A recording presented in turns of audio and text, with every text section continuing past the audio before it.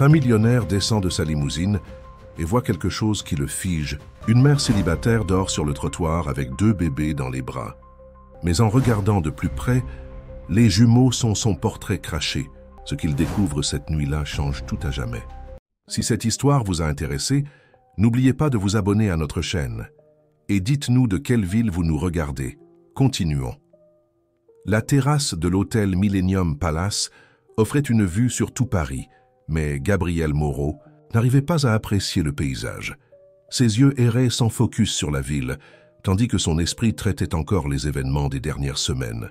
Le reflet dans la vitre montrait un homme de 35 ans, cheveux sombres légèrement grisonnants aux tempes, portant un costume italien impeccable qui semblait peser une tonne sur ses épaules. « Monsieur Moreau, les membres du conseil vous attendent déjà dans la salle de réunion. » La voix de son assistante résonna par l'interphone. Gabriel ajusta sa cravate bordeaux, cadeau de son père au dernier Noël. Auguste Moreau avait toujours été un homme aux gestes calculés. Même ses cadeaux étaient chargés de signification et d'attente. La cravate était de la même couleur que celle qu'il portait lorsqu'il avait pris la présidence du groupe Moreau, 40 ans auparavant. Le couloir, menant à la salle de réunion, semblait plus long que d'habitude. Chaque pas résonnait sur le sol de marbre italien, lui rappelant le poids de la responsabilité qu'il portait désormais. Les doubles portes en bois massif s'ouvrirent, révélant 15 visages sérieux qui l'attendaient. Certains, il les connaissait. Depuis l'enfance, c'étaient des amis proches de son père. D'autres étaient nouveaux au conseil, mais tous partagèrent la même expression d'attente. « Messieurs, bonjour !» Sa voix sortit plus ferme qu'il ne l'espérait. Gabriel prit place au bout de la table, la même que son père avait occupée pendant des décennies. Le cuir froid du siège semblait rejeter son corps. Gabriel, avant de commencer, Édouard Vaillant, le conseiller le plus ancien, s'éclaircit la gorge. « Nous tenons à exprimer à nouveau nos condoléances. Votre père était un géant du marché français. » Des murmures d'approbation résonnèrent dans la salle. Gabriel acquiesça mécaniquement. Il avait déjà entendu des variations de cette phrase des centaines de fois ces dernières semaines. « Et nous sommes certains que vous perpétuerez son héritage », compléta Édouard, avec un sourire qui n'atteignait pas ses yeux. L'héritage. Toujours l'héritage. C'était comme si toute sa vie avait été une préparation pour ce moment, même quand il avait tenté d'y échapper. Les années qu'il avait passées à voyager à travers le monde, les différents emplois qu'il avait occupés sous de faux noms, le modeste appartement qu'il gardait à Marseille, tout avait été une tentative de fuir ce destin. La réunion suivit son cours avec des présentations de rapports et de projections. Gabriel observait les graphiques et les chiffres défiler sur les écrans avec une distance presque physique. Son esprit vagabondait vers les dimanches matins de son enfance, quand son père l'obligeait à lire des rapports financiers pendant que les autres garçons jouaient au football. Et concernant la situation de la filiale de Lyon, la question du directeur financier le ramena au présent. « Maintenez le plan de restructuration », répondit-il automatiquement, répétant des mots qu'il avait entendu son père dire tant de fois. « Coupez ce qui est nécessaire pour atteindre les objectifs du trimestre. » Les mots sortirent de sa bouche comme s'ils appartenaient à quelqu'un d'autre. C'était ce que tout le monde attendait de lui après tout. Le fils d'Auguste Moreau, l'héritier de l'Empire, le nouveau PDG du groupe qui générait des milliards d'euros par an. La réunion se prolongea encore 2 heures. Quand elle se termina enfin, Gabriel retourna à la suite qui servait maintenant de résidence temporaire. Il ne pouvait pas s'imaginer retourner au manoir familial. Chaque pièce de cette maison était imprégnée de la présence de son père. Le soleil commençait à se coucher sur Paris, peignant le ciel de teintes orangées. Gabriel desserra sa cravate bordeaux et se servit un verre. Du haut du 40e étage, les gens ressemblaient à des fourmis poursuivant leur vie sans le poids d'empire sur leurs épaules. C'est alors que son regard capta quelque chose d'inhabituel sur les escaliers extérieurs de l'immeuble voisin. Une jeune femme était assise là, avec 3 petits-enfants. 2 d'entre eux semblaient être des jumeaux, et tous portèrent des vêtements simples mais propres. La femme serrait les enfants dans ses bras, essayant de les protéger du vent, froid qui commençait à souffler. Gabriel prit les jumelles qu'il gardait sur la table d'appoint, une habitude qu'il avait développée pour observer la ville dans ses moments de réflexion. En focalisant l'image sur la femme, son cœur s'arrêta un instant. Ce visage, il le connaissait très bien. « Marine », murmura-t-il pour lui-même, tandis qu'une vague de souvenirs l'envahissait. Marine Dubois. Le nom résonna dans son esprit comme une musique longtemps oubliée. 5 ans auparavant, elle était analyste junior au département financier de la filiale de Marseille, où Gabriel avait travaillé incognito pendant quelques mois, utilisant le nom de Daniel Allard. À l'époque, il était dans une autre de ces fuites de la pression, familiale, essayant de prouver à lui-même qu'il pouvait construire une carrière par son propre mérite. Leur relation avait été intense, bien que brève. Marine était brillante. Elle avait obtenu son diplôme avec mention à l'Université de Marseille et décroché une bourse de master qu'elle avait fini par refuser pour aider sa famille. Son sourire illuminait les réunions les plus ennuyeuses, et son intelligence acérée apportait toujours des perspectives innovantes au projet. Gabriel baissa les jumelles et ferma les yeux, laissant les souvenirs affluer. Les déjeuners au petit restaurant près du bureau, les conversations sur la littérature sur la plage du Prado, les rêves qu'elle partageait sur la révolution du marché financier avec des propositions plus humanisées. Marine avait une façon unique de voir le monde. Elle voyait les chiffres comme des outils de transformation sociale, pas seulement comme des indicateurs de profit. La romance avait duré seulement 3 mois, jusqu'à ce que Gabriel soit rappelé à Paris par son père. Il était parti sans explication, sans adieu. C'était son modèle, disparaître avant que les liens ne deviennent trop profonds. Mais Marine était différente. Pour la première fois, il avait senti qu'il abandonnait quelque chose de vraiment précieux. Maintenant, 5 ans plus tard, elle était là, sur les escaliers de l'immeuble voisin de son hôtel, avec 3 enfants qui ne devaient pas avoir plus de 4 ans. Son cœur s'accéléra lorsqu'il focalisa à nouveau les jumelles sur les enfants. Les traits étaient inconfondables, la même forme de visage qu'il voyait chaque matin dans le miroir, les mêmes yeux verts qu'il avait hérités de sa grand-mère, paternelle.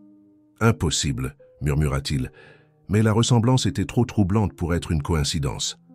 L'un des jumeaux toussa violemment, et Marine le serra plus fort, lui chuchotant quelque chose à l'oreille. La scène fit se retourner son estomac.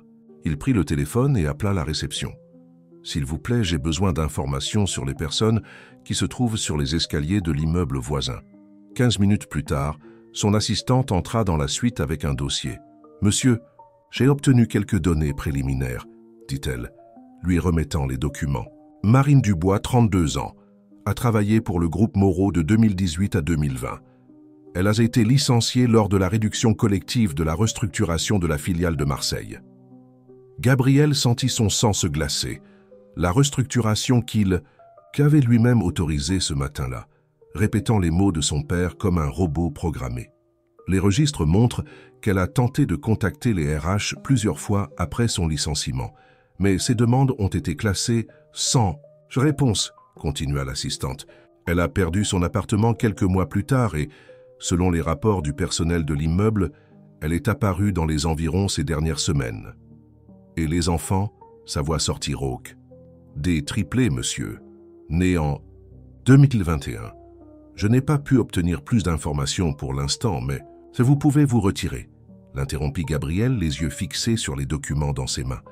Une fois seul, il se laissa tomber lourdement dans le fauteuil. Les dates correspondaient parfaitement. La période où ils avaient été ensemble, à la naissance des enfants.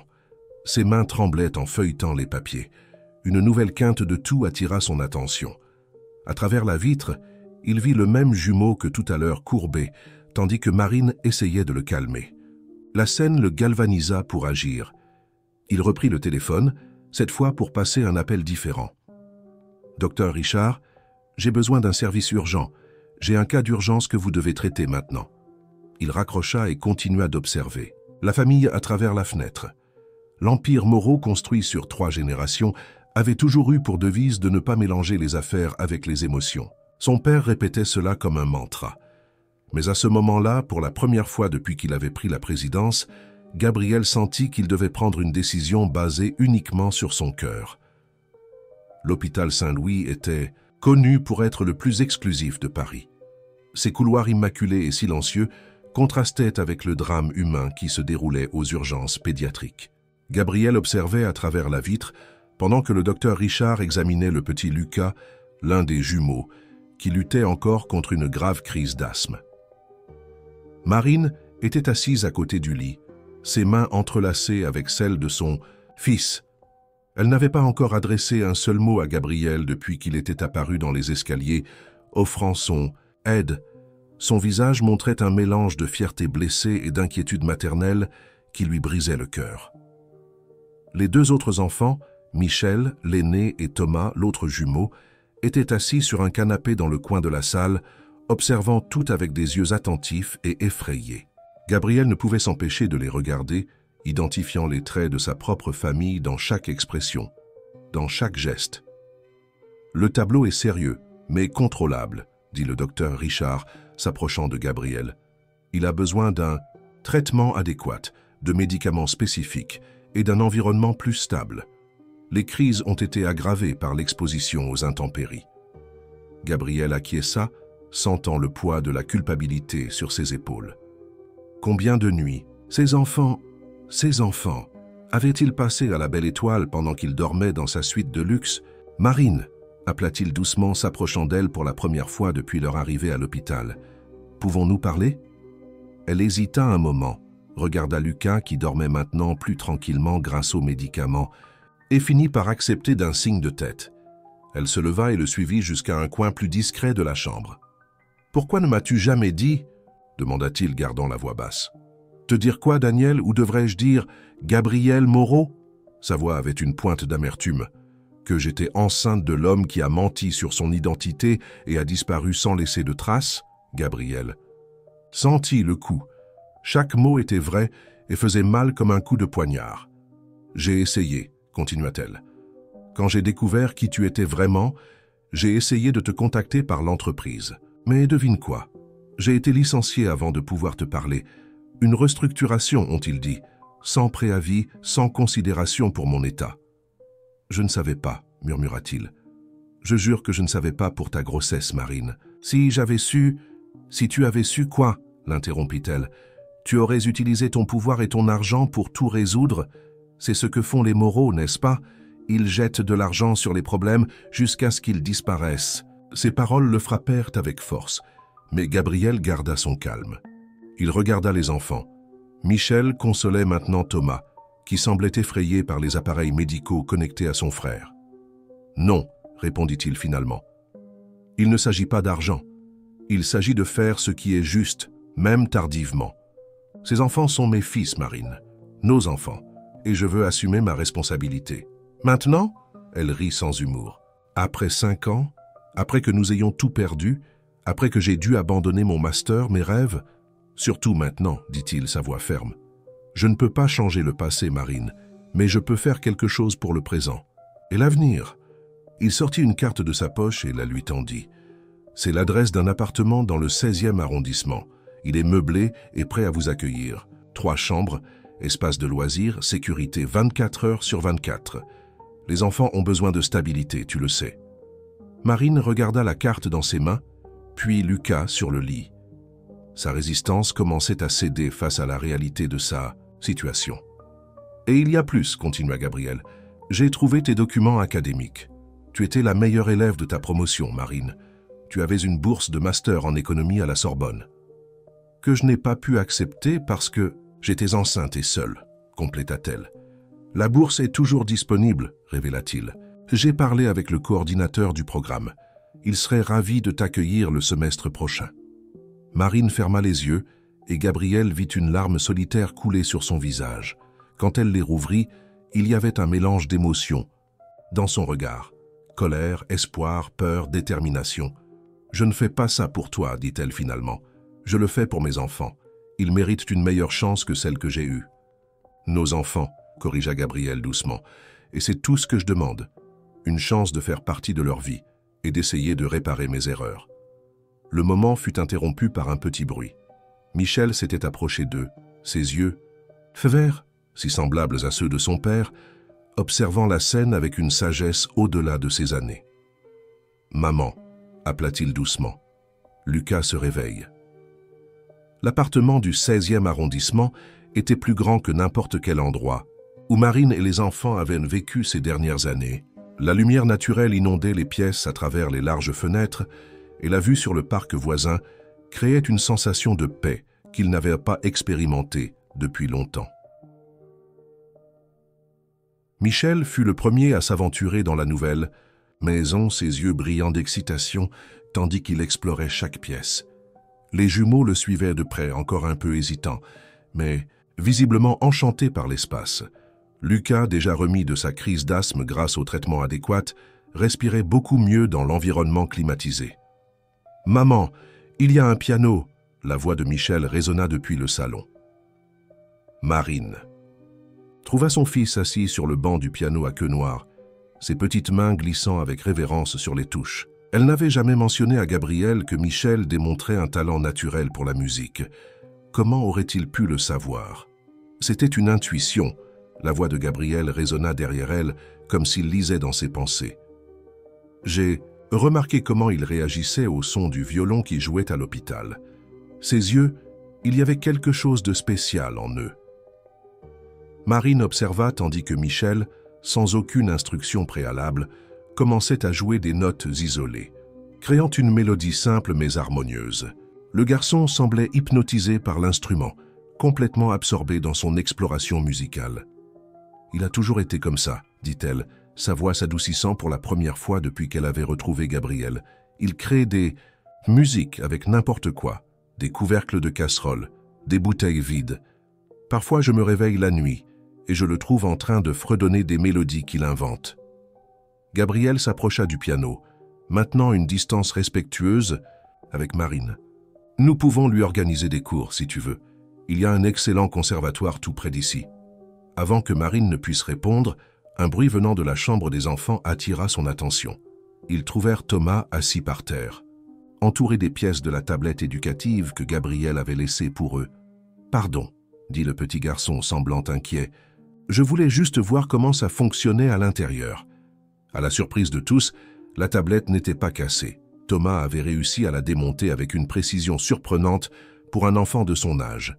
Les pièces étaient organisées de façon méthodique sur le sol. « Tu as fait ça tout seul ?» demanda Gabriel, fasciné. Thomas acquiesça, encore craintif d'être en difficulté. « Je voulais comprendre pourquoi elle brille. Il y a des choses intéressantes là-dedans. » Gabriel s'agenouilla à côté de son fils, observant comment les pièces étaient disposées. « Tu sais comment la remonter ?» Le visage du garçon s'illumina face au défi.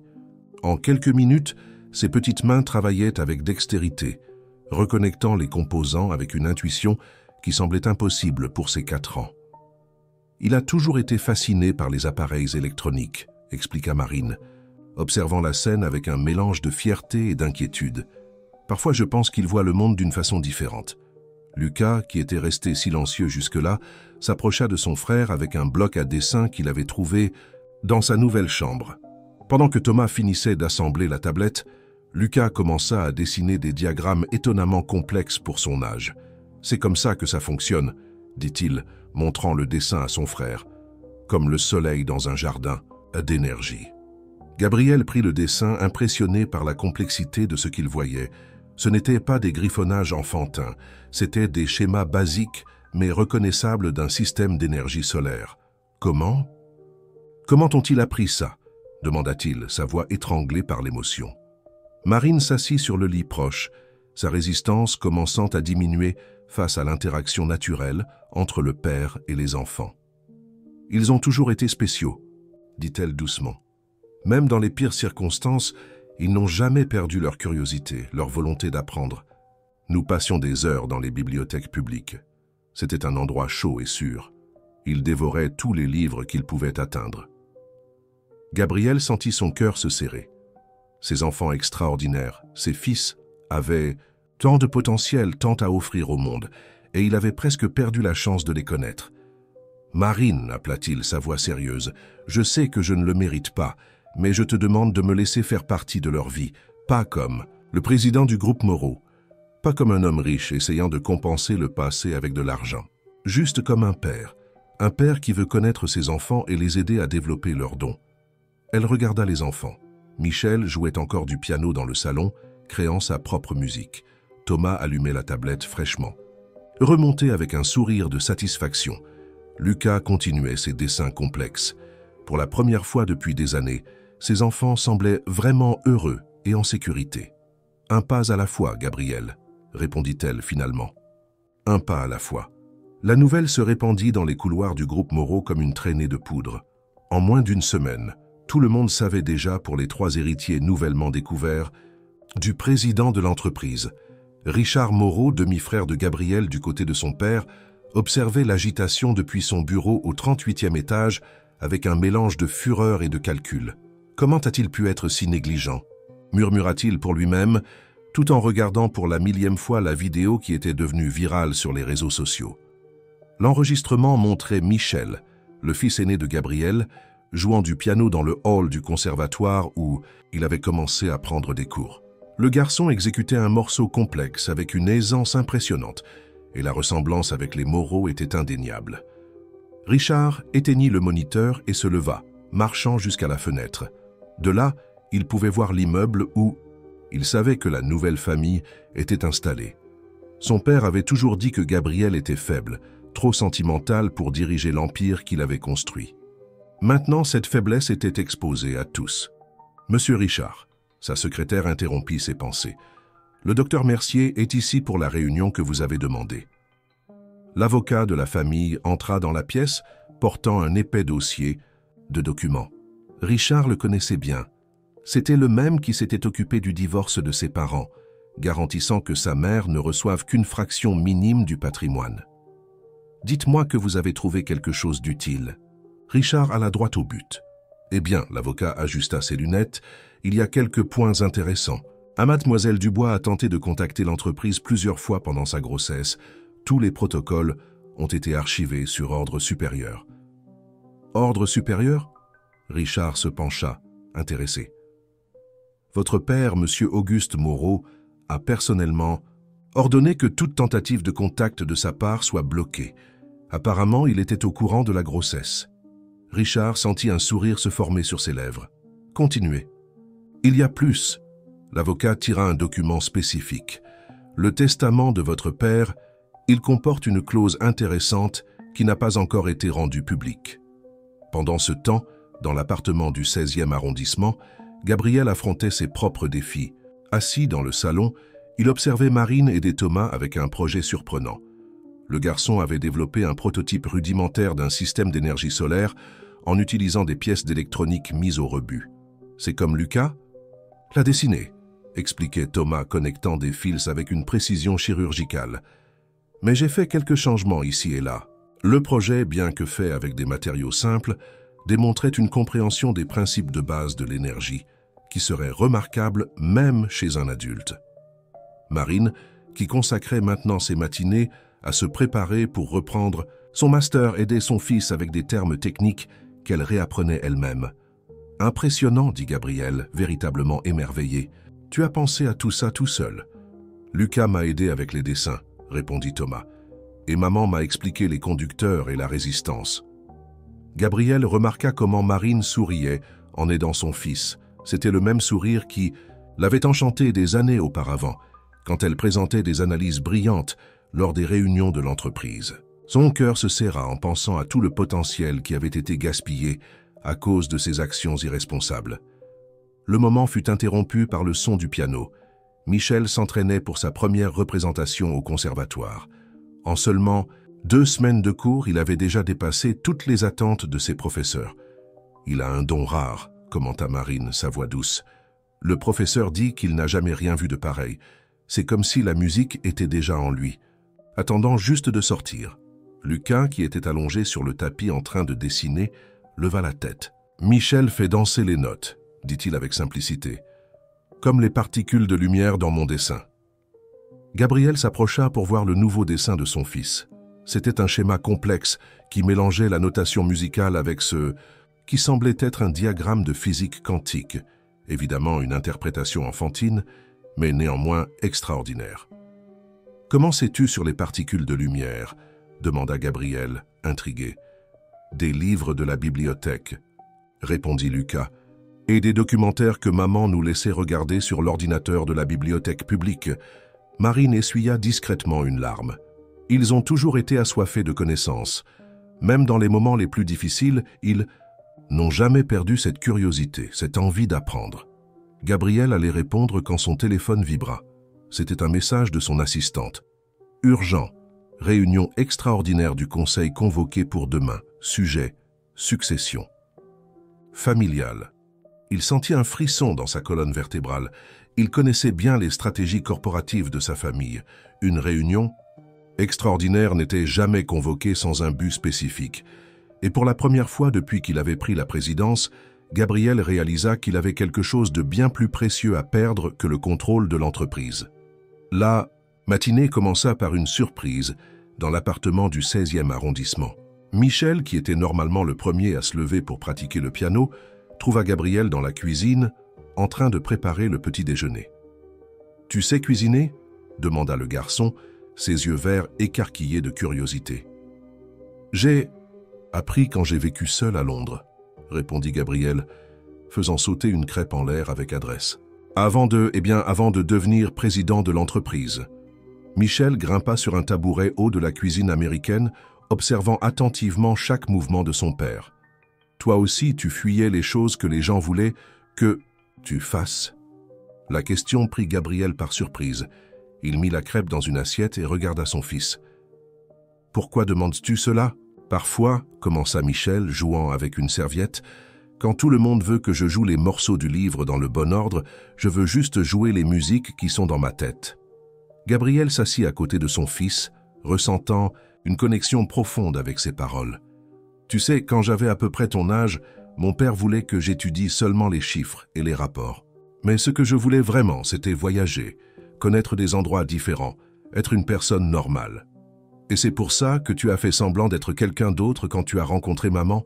La question innocente frappa Gabriel comme un coup de poing dans l'estomac. Tu es au courant de ça ? J'ai entendu maman parler avec tante Anna au téléphone, admit Michel. Elle a dit que tu t'appelais Daniel avant. Gabriel respira profondément, décidant que son fils méritait l'honnêteté. Oui, j'ai prétendu être quelqu'un d'autre. C'était mal de ma part. J'ai blessé ta mère et j'ai perdu des années précieuses que j'aurais pu passer avec vous.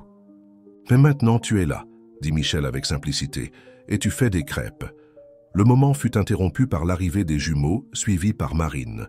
Elle s'arrêta à l'entrée de la cuisine, surprise par la scène domestique qu'elle trouvait. « Papa fait des crêpes qui volent », annonça Michel, faisant rire tout le monde.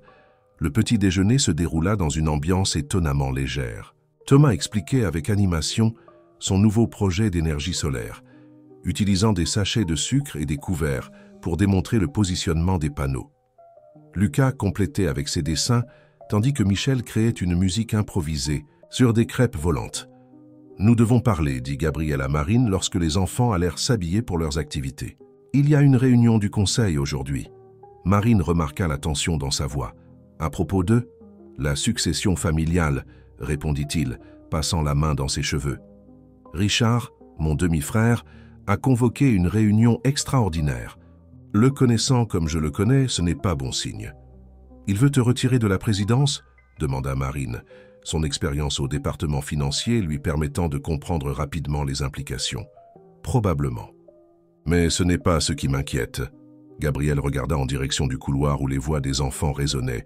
Richard est connu pour utiliser tous les moyens possibles pour obtenir ce qu'il veut. Et maintenant, il sait pour vous. Marine pâlit légèrement, mais garda sa contenance. Que pouvons-nous faire ? L'utilisation du « nous » ne passa pas inaperçue pour Gabriel. C'était la première fois qu'elle se plaçait à ses côtés en tant que partenaire. D'abord, je vais renforcer la sécurité de l'immeuble, dit-il. J'ai déjà préparé des documents reconnaissant officiellement la paternité des enfants et j'ai initié le processus pour les inclure comme héritiers légaux. Ce n'est pas une question d'argent, commença Marine, mais Gabriel l'interrompit doucement. Non, ce n'est pas ça. Il s'agit de les protéger, de leur donner tous les droits et garanties qu'ils méritent. Et il hésita un moment. Il s'agit de faire ce qui est juste finalement. Du couloir vint le son du piano. Michel était revenu pour s'entraîner. La mélodie était différente de tout ce qu'il avait joué auparavant. Une composition personnelle qui semblait capturer parfaitement le moment qu'il vivait, complexe, émotif, mais avec une note d'espoir. « Il a ton sourire », dit doucement Gabriel. « Ils l'ont tous. C'est la première chose que j'ai remarquée cette nuit-là quand je les ai vus par la fenêtre. » Marine sentit ses défenses s'abaisser un peu plus. « Et ils ont tes yeux. Et ton entêtement aussi. » Marine, Gabriel, s'approcha maintenant une distance respectueuse. « Je sais que je ne peux pas défaire le passé, mais je promets que je vais protéger notre famille. Peu importe ce qui se passera à la réunion aujourd'hui. »« Notre famille », répéta-t-elle, testant comment les mots sonnaient. Pendant un moment, ils restèrent simplement là, écoutant la musique de Michel remplir l'appartement, tandis que les jumeaux discutaient avec animation de leur projet dans la chambre. La salle du conseil était plus tendue que d'habitude ce matin-là. Gabriel occupait sa position habituelle en bout de table, mais quelque chose avait changé dans sa posture. Ce n'était plus l'héritier réticent. Il y avait une nouvelle détermination dans son regard, comme s'il avait enfin trouvé quelque chose pour lequel il valait la peine de se battre. Richard Moreau était assis du côté opposé, un sourire calculé sur ses lèvres. Entre eux, les membres du conseil se partageaient entre regards curieux et expressions préoccupées. Le docteur Mercier, avocat de la famille, se tenait debout près de l'écran de projection, son dossier de documents plus rempli que d'habitude. « Messieurs, » Richard prit la parole, se levant avec l'élégance étudiée qui était sa marque de fabrique, « j'ai convoqué cette réunion extraordinaire pour discuter d'un sujet délicat qui affecte directement l'avenir du groupe Moreau. » Gabriel observa son demi-frère circuler autour de la table comme un prédateur encerclant sa proie. Richard avait 10 ans de moins, fils du second mariage de son père. Depuis l'enfance, il nourrissait une amertume mal dissimulée pour être né du mauvais côté de la famille.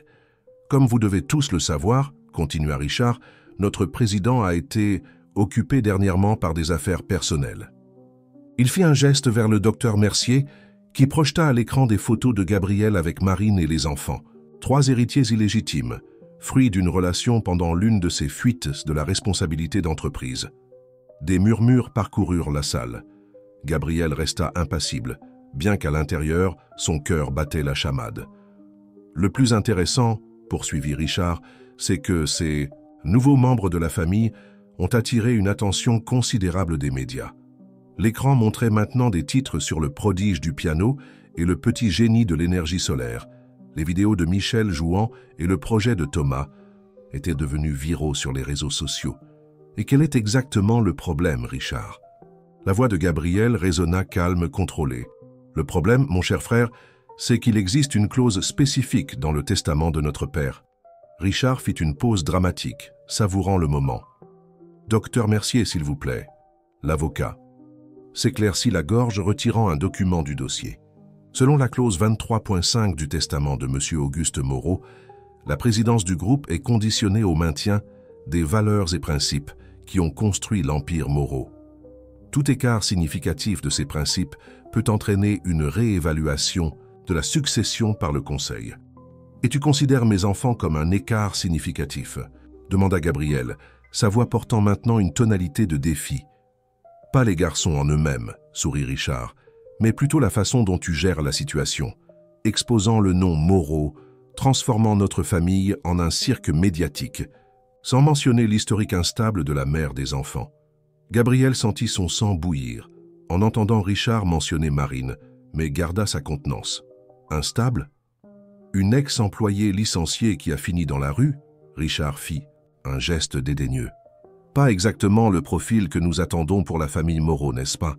Une brillante économiste, corrigea Gabriel, qui a fait face à des difficultés à cause de décisions d'entreprise que nous avons prises sans considérer l'impact humain. La même mentalité froide que notre père prisait tant. » La salle resta silencieuse. C'était la première fois que quelqu'un remettait ouvertement en question les méthodes du patriarche. Et que dire des talents exceptionnels des enfants ? Une conseillère âgée rompit le silence. Le garçon au piano est extraordinaire. Exactement mon point, Richard saisit l'occasion. Des enfants prodiges, des histoires de résilience, un drame familial, tout cela est très émouvant. Pour les réseaux sociaux, mais est-ce ce que nous voulons pour le groupe Moreau ? Devenir une télé-réalité ? Gabriel se leva lentement, sa présence dominant la salle. Non, Richard.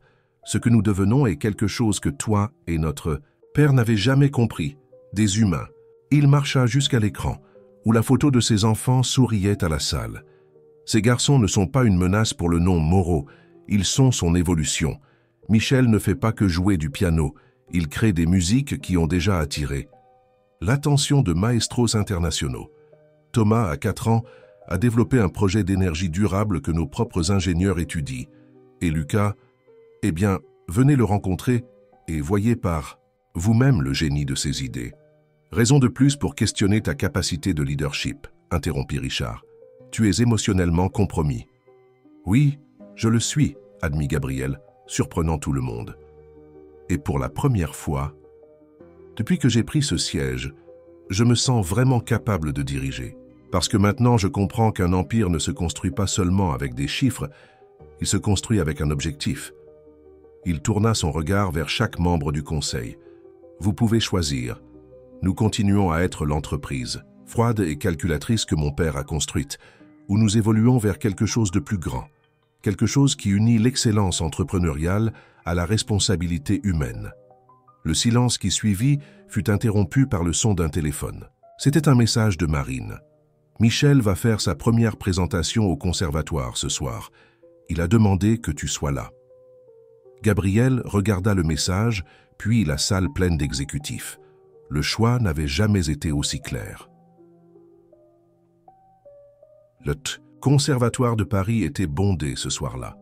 Le récital des élèves les plus prometteurs avait attiré non seulement des familles, mais aussi des critiques musicaux et des personnalités du milieu artistique. Michel serait le dernier à se présenter, un honneur rarement accordé à un élève si jeune.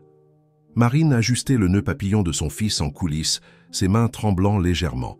Michel, en revanche, faisait preuve d'un calme surprenant. « Tu n'es pas nerveux ?» demanda-t-elle, lissant une mèche rebelle des cheveux du garçon. « La musique est déjà là à l'intérieur, » répondit-il, touchant sa poitrine. « Je dois juste la laisser sortir. » Thomas et Lucas étaient assis au premier rang, vêtus de leurs premiers costumes.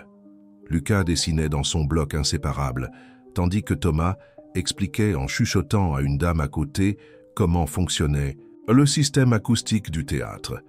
La chaise à côté des enfants restait vide. Marine essayait de ne pas la regarder, de ne pas trop vouloir, de ne pas espérer. « Excusez-moi, cette place est occupée. » La voix de Gabriel fit sourire les jumeaux. Il était sans veste, la cravate légèrement desserrée, clairement venu directement de la réunion du conseil. « Papa !» Thomas sauta sur ses genoux, tandis que Lucas souriait timidement. « Je ne manquerai ça pour rien au monde », dit Gabriel, s'asseyant entre ses fils. Ses yeux rencontrèrent ceux de Marine en coulisses, et il acquiesça légèrement. Elle rendit le geste, sentant un nœud dans sa gorge se défaire. Les lumières diminuèrent, et le récital commença.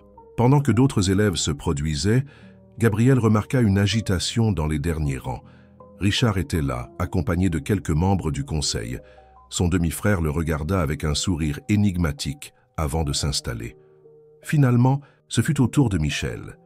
Le présentateur l'annonça comme une jeune révélation qui promet de révolutionner la scène musicale française. Le garçon marcha jusqu'au piano avec la même aisance que lorsqu'il jouait à la maison. « Il va jouer sa propre musique », chuchota Lucas, sans quitter son frère des yeux. « Comment ça ?» demanda Gabriel. « La musique qui est dans sa tête », expliqua Thomas, « celle qu'il joue quand il pense que personne n'écoute. » Michel s'assit au piano et pendant un moment ferma les yeux. Quand ses doigts touchèrent les touches, tout le théâtre retint son souffle. La mélodie qui émergea était différente de tout ce qu'ils avaient entendu. Ce n'était ni une pièce classique, ni une composition contemporaine ordinaire. C'était quelque chose de nouveau, quelque chose qui mélangeait la complexité technique avec une émotion brute et honnête que seul un enfant pouvait exprimer. Gabriel sentit des larmes aux yeux en reconnaissant des éléments de la musique. Il y avait des passages qui rappelaient les matins dans l'appartement, d'autres qui faisaient écho à la joie des frères jouant ensemble. Et il y avait une partie, vers la fin, qui portait une douceur aigre-douce, qui ne pouvait que représenter le voyage de leur famille jusqu'ici. Quand la dernière note résonna, le silence persista quelques secondes avant que le public n'explose en applaudissements. Michel sourit, non pas au public mais à sa famille au premier rang. Les critiques présents se levèrent. La dame à côté de Thomas essuyait des larmes. Même certains des conseillers semblaient visiblement émus. Richard fut le premier à se retirer, son visage un masque de frustration contenue. En coulisses, après la représentation, la famille se réunit dans une étreinte collective. Michel était radieux, plus par la fierté dans les yeux de ses parents et frères que par les éloges des spécialistes qui se bousculaient pour le féliciter. « Comment appelles-tu cette musique ?» demanda un critique qui réussit à s'approcher. Michel regarda sa famille avant de répondre « Recommencement ». Marine sentit la main de Gabriel chercher discrètement la sienne. Pour la première fois, elle ne recula pas. Leurs doigts s'entrelacèrent pendant qu'ils observaient Michel être photographié avec ses frères. « Nous devons parler », dit doucement Gabriel, « de la réunion du conseil et de notre avenir. » Marine acquiesça, mais avant qu'elle ne puisse répondre, ils furent interrompus par un homme élégant qui se présenta comme le directeur de l'un des principaux conservatoires d'Europe. La soirée ne faisait que commencer, et avec elle, une nouvelle phase dans la vie des Moreau. Le bureau privé d'Auguste Moreau était resté intact depuis son départ. Gabriel n'avait jamais réussi à occuper cet espace, préférant travailler dans son propre bureau. Mais ce matin-là, quelque chose l'attira jusqu'ici. Peut-être étaient-ce les paroles de Richard concernant le testament, ou peut-être était-ce simplement le moment d'affronter les fantômes du passé. L'arôme du cuir ancien et du bois noble flottait encore dans l'air. Les murs étaient couverts de photographies en noir et blanc, 3 générations de Moreau construisant leur empire. Gabriel s'arrêta devant la dernière photo prise avec son père, remarquant pour la première fois à quel point il semblait tendu et malheureux dessus. « Je pensais vous trouver ici. » La voix d'Édouard Vaillant, le conseiller le plus ancien, résonna depuis la porte. « Édouard », Gabriel se retourna surpris. « Que faites-vous ici si tôt ?» L'homme plus âgé entra en boitant légèrement, s'appuyant sur sa canne. « Votre père m'a demandé de vous remettre quelque chose quand le moment serait venu. Après la prestation de votre fils hier soir, je pense que ce moment est arrivé. » Édouard sortit une enveloppe jaunie de la poche intérieure de sa veste. Le seau de cire avec les armoiries des Moreau était encore intact. « Votre père a écrit ceci la nuit où il a découvert l'existence de Marine et de sa grossesse, » révéla Édouard, tendant l'enveloppe. Gabriel sentit son cœur s'accélérer. Il savait? Auguste Moreau savait tout ce qui se passait dans son empire. Édouard sourit tristement. « Avez compris votre alter ego, Daniel Allard. » D'une main tremblante, Gabriel brisa le sceau. L'écriture forte et anguleuse de son père remplissait plusieurs pages. « Mon fils, si tu lis ceci, cela signifie que tu as enfin trouvé ton véritable héritage, non pas dans les actions de cette entreprise, mais dans les yeux de tes propres enfants. Oui, j'ai su pour Marine dès le début. J'ai su quand tu t'es enfui à Marseille, quand tu as assumé une autre identité, quand tu es tombé amoureux d'elle. Et j'ai su quand elle a tenté de te contacter, enceinte et désespérée. Tu dois te demander pourquoi je l'ai empêchée de te joindre. La réponse est simple et terrible. Je voulais que tu apprennes la même leçon que j'ai apprise trop tard, qu'aucun empire ne vaut le prix d'une famille perdue. J'ai passé ma vie à construire le groupe Moreau, sacrifiant tout et tous dans le processus. J'ai perdu ta mère, j'ai perdu la chance d'être véritablement ton père, et j'ai créé un fils illégitime, plein d'amertume et d'ambition. Maintenant, te voyant suivre les mêmes pas, je réalise que mon plus grand échec n'était pas entrepreneurial. Il était humain. La clause du testament que Richard veut tant utiliser contre toi ne concerne pas le maintien des anciennes valeurs, de l'empire Moreau. Il s'agit de les transcender. Il s'agit de prouver que tu as compris ce que je n'ai jamais pu comprendre, que le véritable héritage d'un homme ne réside pas dans les bâtiments qu'il a construits, mais dans les vies qu'il a touchées. Il existe une seconde partie du testament que seul Édouard connaît. J'y précise que le contrôle réel du groupe ne sera transféré que lorsque le président démontrera une humanité et des valeurs supérieures à celles du marché. En d'autres termes, quand tu choisiras ta famille au-dessus de l'Empire. Richard ne comprendra jamais cela. Il est le produit de mes pires défauts, l'ambition sans but, le pouvoir sans humanité. Mais toi, Gabriel, tu as toujours été différent. Tu as toujours eu quelque chose de ta mère en toi. cette capacité à voir au-delà des chiffres, à percevoir le cœur des gens. Marine n'est pas une menace pour le non-Moreau, elle est son salut. Et ses enfants, ils sont la chance de réécrire notre histoire, de construire un héritage basé sur l'amour et non sur le pouvoir. Je sais que lorsque tu liras cette lettre, tu auras déjà trouvé ton chemin vers eux. Je le sais parce que, malgré toutes mes erreurs, j'ai toujours su que ton cœur te guiderait dans la bonne direction. Le choix t'appartient maintenant, fils. Tu peux garder l'Empire et perdre ton âme, comme je l'ai fait. Ou tu peux choisir l'amour et découvrir qu'il existe un type différent de richesse dans le monde. Pardonne à ce vieil homme ses erreurs, et plus important encore, pardonne-toi, les tiennes. Parfois, nous devons nous perdre complètement pour trouver notre véritable nord. Avec amour, ton père. Gabriel laissa tomber les pages sur le bureau, sa vision brouillée par des larmes contenues. Il a fait bloquer tous les contacts de Marine, dit-il, la voix rauque. Pour te forcer à ce choix, confirma Édouard. Il savait que tu aurais besoin de tout perdre pour trouver ta vraie valeur. Tout ce temps, votre père a beaucoup changé dans les derniers mois. Édouard s'approcha, posant une main sur l'épaule de Gabriel. La découverte de ses petits-enfants, même s'il ne les a jamais rencontrés, l'a fait remettre en question toutes ses décisions. Cette lettre était sa dernière tentative de réparer les choses. Gabriel regarda la photo sur le mur, son père, toujours si austère et distant. Il y avait une tristesse dans ses yeux qu'il ne reconnaissait que maintenant. « Que vas-tu faire » demanda Édouard. Avant que Gabriel ne puisse répondre, son téléphone vibra. C'était un message de Thomas avec une photo du nouveau projet, d'énergie solaire qu'il développait avec Lucas. Le texte disait simplement « Papa, je crois qu'on a découvert quelque chose d'important ». Un sourire se forma sur ses lèvres, tandis qu'une certitude se cristallisait dans son cœur. Certains choix, au final, ne sont pas vraiment des choix. Ils sont simplement la reconnaissance de ce qui a toujours été destiné à être.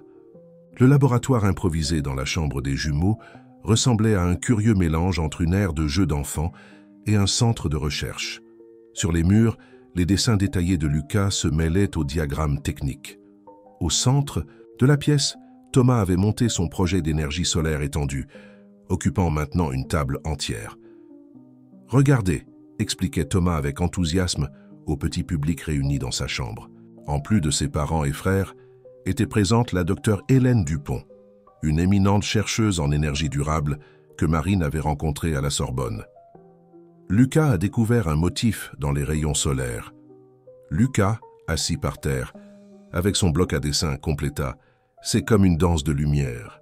Chaque rayon a son propre rythme, comme les musiques de Michel. » Michel, qui était au piano dans le coin de la chambre, un cadeau de Gabriel après le récital, commença à jouer doucement une mélodie qui semblait traduire en musique le concept que son frère tentait d'expliquer. « Extraordinaire », murmura la docteure Hélène, examinant le projet. Ils ont réussi à créer un système qui maximise la captation d'énergie solaire en se basant sur des modèles rythmiques d'absorption. Je n'ai jamais rien vu de pareil. Marine observait la scène avec un mélange de fierté et d'étonnement. Ses fils, qui dormaient sur des escaliers il y a quelques semaines, étaient maintenant potentiellement en train de révolutionner le domaine de l'énergie durable. Le plus impressionnant, continua la chercheuse, c'est comment ils y sont parvenus. L'intégration entre l'intuition artistique de Lucas, la compréhension technique de Thomas et même la musicalité de Michel, c'est comme si chacun contribuait avec une pièce fondamentale du puzzle. Gabriel, qui était resté silencieux, jusque-là s'approcha du projet. Et cela pourrait être appliqué à grande échelle? Avec quelques ajustements et un développement adéquat, répondit la docteure Hélène, ce concept pourrait révolutionner la façon dont nous captons et utilisons l'énergie solaire. Le potentiel d'impact social est immense. Impact social. Marine demanda intéressée. Pensez à des communautés défavorisées ayant accès à une énergie propre et à faible coût, expliqua la chercheuse. Des écoles dans des zones reculées, des hôpitaux dans des régions sans infrastructures adéquates. Les possibilités sont infinies. Gabriel sentit quelque chose remuer dans sa poitrine. Voilà la réponse qu'il cherchait depuis qu'il avait lu la lettre de son père ce matin. Il ne s'agissait pas de choisir entre famille et empire.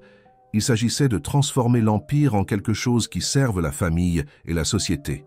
« Docteur Hélène, » dit-il, son esprit formulant déjà un plan, « combien de temps faudrait-il » Pour développer un prototype à l'échelle commerciale, avec la structure adéquate quelques mois, mais nous aurions besoin d'une équipe multidisciplinaire, de laboratoire. Et si je vous disais que je peux fournir tout cela? Gabriel sourit, regardant Marine. Le groupe Moreau a une division énergie qui est pratiquement à l'arrêt. Et maintenant, nous avons 3 consultants très spéciaux pour diriger l'innovation. Les étates. Aux yeux des jumeaux brillèrent. Michel arrêta de jouer, intéressé par la conversation. « Tu veux transformer leur projet en quelque chose de réel ?» demanda Marine, sa voix mêlant surprise et prudence. « Je veux transformer le groupe Moreau en quelque chose qui fait une différence dans le monde, » répondit Gabriel. « Quelque chose dont nos enfants pourront être fiers d'hériter un jour. Pas un empire construit sur des chiffres froids, mais une force de transformation sociale. » Thomas sautait déjà d'excitation, expliquant à la docteure Hélène toutes les idées qu'il avait pour améliorer le projet. Lucas ajoutait de nouveaux dessins à son bloc, visualisant des possibilités élargies. Michel retourna au piano, créant une mélodie qui semblait capturer l'énergie du moment. Marine s'approcha de Gabriel, son expression sérieuse. « Tu es sûr? Richard n'acceptera pas cela facilement. »« Je suis sûr d'une chose, » répondit-il, prenant sa main. « Quel que soit le chemin que nous choisirons à partir de maintenant, nous le parcourrons ensemble, comme une famille. » À ce moment, tandis que les jumeaux expliquaient leur projet avec enthousiasme enfantin et sagesse précoce, tandis que Michel transformait des concepts scientifiques en musique, tandis que Marine se permettait enfin de sourire sans réserve, Gabriel sut que son père avait raison. Le véritable héritage n'était pas dans les bâtiments ou les actions en bourse. Il était là, dans cette chambre, dans l'éclat des yeux de ses enfants et dans la chaleur de la main de Marine dans la sienne. Le laboratoire improvisé dans la chambre des jumeaux ressemblait à un curieux mélange entre une aire de jeu et un centre de recherche. Sur les murs, les dessins détaillés de Lucas se mêlaient aux diagrammes techniques. Au centre de la pièce, Thomas avait monté son projet d'énergie solaire étendue, occupant maintenant une table entière. « Regardez !» expliquait Thomas avec enthousiasme au petit public réuni dans sa chambre. En plus de ses parents et frères, était présente la docteure Hélène Dupont, une éminente chercheuse en énergie durable que Marine avait rencontrée à la Sorbonne. Lucas a découvert un motif dans les rayons solaires. Lucas, assis par terre avec son bloc à dessin, compléta. C'est comme une danse de lumière. Chaque rayon a son propre rythme, comme les musiques de Michel. Michel, qui était au piano dans le coin de la chambre, un cadeau de Gabriel après le récital, commença à jouer doucement une mélodie qui semblait traduire en musique le concept que son frère tentait d'expliquer. « Extraordinaire », murmura la docteure Hélène, examinant le projet. Ils ont réussi à créer un système qui maximise la captation d'énergie solaire en se basant sur des modèles rythmiques d'absorption. Je n'ai jamais rien vu de pareil. Marine observait la scène avec un mélange de fierté et d'étonnement. Ses fils, qui dormaient sur des escaliers il y a quelques semaines, étaient maintenant potentiellement en train de révolutionner le domaine de l'énergie durable. Le plus impressionnant, continua la chercheuse, c'est comment ils y sont parvenus. L'intégration entre l'intuition artistique de Lucas, la compréhension technique de Thomas et même la musicalité de Michel. C'est comme si chacun contribuait avec une pièce fondamentale du puzzle. Gabriel, qui était resté silencieux, jusque-là s'approcha du projet. Et cela pourrait être appliqué à grande échelle. Avec quelques ajustements et un développement adéquat, répondit la docteure Hélène, ce concept pourrait révolutionner la façon dont nous captons et utilisons l'énergie solaire. Le potentiel d'impact social est immense. Impact social, Marine demanda intéressée. Pensez à des communautés défavorisées ayant accès à une énergie propre et à faible coût, expliqua la chercheuse. Des écoles dans des zones reculées, des hôpitaux dans des régions sans infrastructures adéquates. Les possibilités sont infinies. Gabriel sentit quelque chose remuer dans sa poitrine. Voilà la réponse qu'il cherchait depuis qu'il avait lu la lettre de son père ce matin. Il ne s'agissait pas de choisir entre famille et empire. Il s'agissait de transformer l'empire en quelque chose qui serve la famille et la société. « Docteur Hélène, dit-il, son esprit formulant déjà un plan, combien de temps faudrait-il ? Pour développer un prototype à l'échelle commerciale. Avec la structure adéquate, quelques mois. Mais nous aurions besoin d'une équipe multidisciplinaire, de laboratoire. Et si je vous disais que je peux fournir tout cela? Gabriel sourit, regardant Marine. Le groupe Moreau a une division énergie qui est pratiquement à l'arrêt. Et maintenant, nous avons 3 consultants très spéciaux pour diriger l'innovation. Les 7 Fenson, yeux des jumeaux brillèrent. Michel arrêta de jouer, intéressé par la conversation. « Tu veux transformer leur projet en quelque chose de réel ?» demanda Marine, sa voix mêlant surprise et prudence. « Je veux transformer le groupe Moreau en quelque chose qui fait une différence dans le monde, » répondit Gabriel. « Quelque chose dont nos enfants pourront être fiers d'hériter un jour. Pas un empire construit sur des chiffres froids, mais une force de transformation sociale. » Thomas sautait déjà d'excitation, expliquant à la docteure Hélène toutes les idées qu'il avait pour améliorer le projet. Lucas ajoutait de nouveaux dessins à son bloc, visualisant des possibilités élargies. Michel retourna au piano, créant une mélodie qui semblait capturer l'énergie du moment. Marine s'approcha de Gabriel, son expression sérieuse. « Tu es sûr? Richard n'acceptera pas cela facilement. »« Je suis sûr d'une chose, » répondit-il, prenant sa main. « Quel que soit le chemin que nous choisirons à partir de maintenant, nous le parcourrons ensemble, comme une famille. » À ce moment, tandis que les jumeaux expliquèrent leur projet avec enthousiasme enfantin et sagesse précoce, tandis que Michel transformait des concepts scientifiques en musique, tandis que Marine se permettait enfin de sourire sans réserve, Gabriel sut que son père avait raison. Le véritable héritage n'était pas dans les bâtiments ou les actions en bourse. Il était là, dans cette chambre, dans l'éclat des yeux de ses enfants et dans la chaleur de la main de Marine dans la sienne. L'appartement du 16e arrondissement n'avait jamais paru si petit que cet après-midi-là. 2 assistantes sociales, un psychologue du Conseil de protection de l'enfance et un représentant du ministère public occupaient le salon, tandis que Marine répondait à un interrogatoire qui semblait ne pas avoir de fin. Gabriel était arrivé quelques minutes plus tard, accompagné par 2 avocats de la famille. Mais ce qui attirait vraiment l'attention, ce n'étaient pas les adultes avec leurs questions et leurs documents, c'était l'attitude extraordinaire des enfants. Michel continuait à jouer doucement du piano. Sa musique, d'une certaine façon, parvenait à adoucir la tension dans la pièce. Thomas et Lucas avaient transformé leur table de travail en une présentation improvisée, expliquant leur projet d'énergie solaire avec une éloquence qui laissa les visiteurs bouche bée. Et ici, expliquait Thomas, pointant vers l'un des dessins de Lucas, c'est où nous calculons l'angle d'incidence solaire en utilisant ce que la docteure Hélène appelle un algorithme biomimétique. La plus jeune assistante sociale cligna plusieurs fois des yeux, visiblement confuse. « Tu comprends ce que tu expliques ?»« Bien sûr, » répondit Lucas, prenant son bloc. « Voulez-vous que je dessine le processus mathématique? C'est comme une partition musicale, mais avec des nombres. » La docteure Hélène, qui observait tout, intervint. « Si vous me permettez, j'aimerais présenter quelques données. Ces enfants ne sont pas seulement des prodiges. Ils sont le produit d'un environnement familial qui, malgré les difficultés matérielles du passé, n'a jamais cessé de stimuler leur développement intellectuel et émotionnel. » Elle commença à présenter des registres du progrès du projet, y compris l'intérêt de centres de recherche internationaux importants. La méthode d'enseignement non conventionnelle que Marine a développée, même dans les conditions les plus adverses, a produit des résultats extraordinaires. Gabriel, qui jusqu'alors se maintenait en silence, s'approcha de Marine et prit sa main publiquement pour la première fois.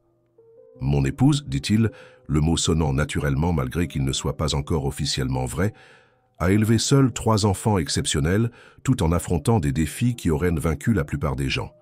Et maintenant que nous sommes ensemble, nous prévoyons d'utiliser nos ressources pour potentialiser davantage leur développement. » Le représentant du ministère public fronça les sourcils. « Monsieur Moreau, il apparaît que jusqu'à récemment, vous ne connaissiez même pas ces enfants. »« Une erreur que je suis en train de corriger, » répondit Gabriel avec fermeté. « Et, si vous voulez parler de négligence, je suggère que vous enquêtiez sur la raison pour laquelle les demandes de contact d'une employée enceinte ont été systématiquement bloquées par notre entreprise. » Marine serra sa main en avertissement, mais Gabriel continua. « J'ai ici. » Et son avocat présenta un dossier, tous les protocoles de tentative de contact que Marine a fait durant sa grossesse, ainsi que les documents prouvant que son licenciement s'est produit sans considération pour sa condition de femme enceinte, une violation claire du droit du travail.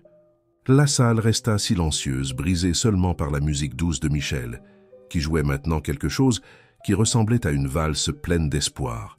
« Maman » appela soudain Thomas. « Je peux leur montrer la vidéo de la présentation. » De Michel, celle qui est devenue virale. Le psychologue, qui était resté silencieux jusqu'alors, acquiesça avec intérêt. Sur l'écran de l'ordinateur portable, la présentation de Michel au conservatoire commença à jouer. La musique qu'il avait composée, Recommencement, emplit la pièce. « Cette composition, expliqua Michel, arrêtant de jouer du piano pour la première fois depuis le début de la réunion, parle de notre famille, de comment parfois nous devons traverser des moments difficiles pour trouver notre vraie place. » L'assistante sociale la plus âgée essuya discrètement une larme.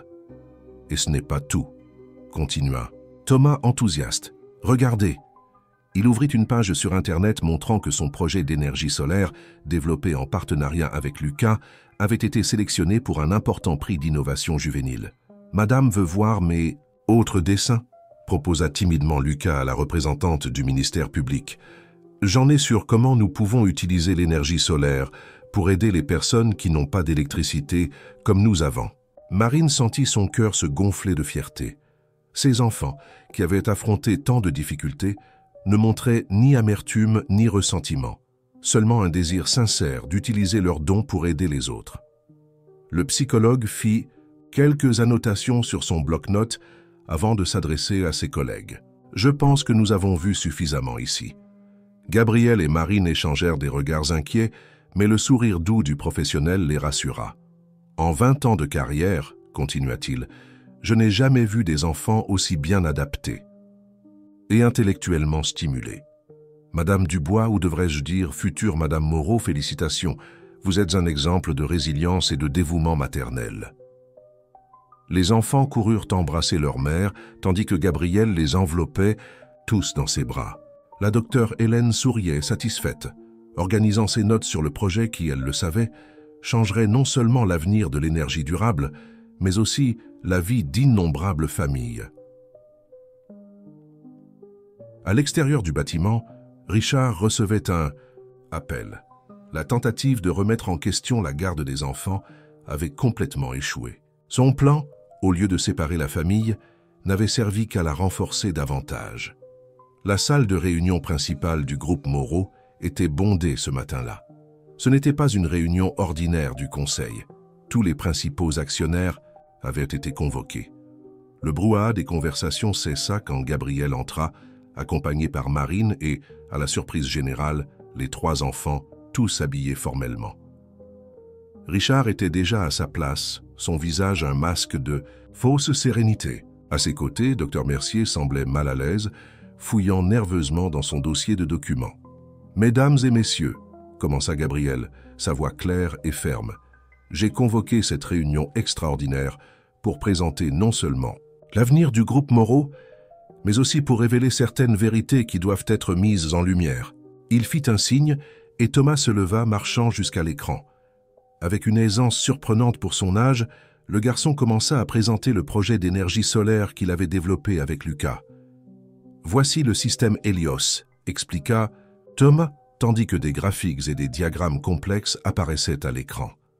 En utilisant des principes de biomimétique et des modèles mathématiques identifiés par mon frère Lucas, nous avons réussi à augmenter l'efficacité de captation solaire de plus de 40%. Lucas, normalement timide, rejoignit son frère pour expliquer ses dessins techniques, qui avaient maintenant été transformés en modélisation 3D par une équipe d'ingénieurs. Le plus impressionnant, intervint la docteure Hélène, qui était présente en tant que consultante technique, c'est que ce système peut réduire le coût d'implémentation de l'énergie solaire de 60%. Cela rend l'énergie propre accessible pour des communautés qui ne pouvaient auparavant même pas en rêver. Les actionnaires chuchotaient entre eux, visiblement impressionnés. Richard s'agita inconfortablement sur son siège. « Mais ce n'est pas tout, » continua Gabriel. « Michel, s'il te plaît. » Le fils aîné se dirigea vers le piano à queue qui avait été placé dans le coin de la salle. Ses petites mains commencèrent à jouer une mélodie qui plongea tous les présents dans un silence absolu. « Cette musique, » expliqua Marine, parlant pour la première fois, « est basée sur les modèles mathématiques que nous avons identifiés dans le projet. C'est la traduction en son du comportement de la lumière solaire. C'est ridicule, Richard se leva brusquement. Ceci devrait être une réunion d'affaires, pas un spectacle de talents enfantins. Au contraire, Richard, la voix d'Édouard. Vaillant résonna depuis la porte. Le conseiller le plus ancien entra en boitant, portant un vieux dossier. C'est exactement ce que votre père voulait voir. Un murmure parcourut la salle. Édouard marcha jusqu'à la table principale et ouvrit le dossier. « J'ai ici, dit-il, la clause complète du testament d'Auguste Moreau, celle que vous, Richard, avez si commodément omis de mentionner lorsque vous avez tenté de remettre en question le leadership de votre frère. » Richard pâlit visiblement. « Le contrôle définitif du groupe Moreau, lut Édouard, ne sera transféré que lorsque le président démontrera la capacité d'unir l'excellence entrepreneuriale à l'humanité. Le véritable successeur sera celui qui comprendra qu'un empire sans cœur est une forteresse vide. » Édouard fit une pause significative avant de continuer. « Et il y a plus. Si mon fils Gabriel retrouve son chemin vers sa vraie essence, s'il parvient à transformer cet empire en quelque chose qui bénéficie non seulement aux actionnaires, mais à la société tout entière, alors le groupe sera entre de bonnes mains. » La salle était maintenant dans un silence complet. Michel avait arrêté de jouer et les jumeaux observaient la scène avec intérêt. « Ton père savait, Richard, » dit doucement Gabriel. « Il savait pour Marine, pour les enfants. Et il a laissé cette clause comme un test, pas pour moi, mais pour nous tous. Un test sur quel type d'entreprise nous voulons être. » Il marcha jusqu'au centre de la salle, où un hologramme du projet Hélios tournait doucement. Ce projet, créé par deux enfants, qui jusqu'à récemment vivaient dans la rue, a le potentiel de révolutionner l'accès à l'énergie propre dans tout le pays. Et ce n'est que le début. Imaginez ce que nous pouvons faire si nous commençons à regarder le monde non seulement à travers le prisme du profit, mais aussi de l'impact social. Marine s'approcha de lui, tenant sa main. Les enfants les rejoignirent, formant une image qui fit sourire avec émotion plusieurs des personnes présentes. « Je propose un vote, » dit Édouard, pour officialiser non seulement le leadership de Gabriel, mais aussi la nouvelle direction du groupe Moreau. Richard se leva à nouveau, son visage rouge de fureur. « C'est un coup d'État, vous ne pouvez pas. »« Si, nous le pouvons, » interrompit une actionnaire âgée.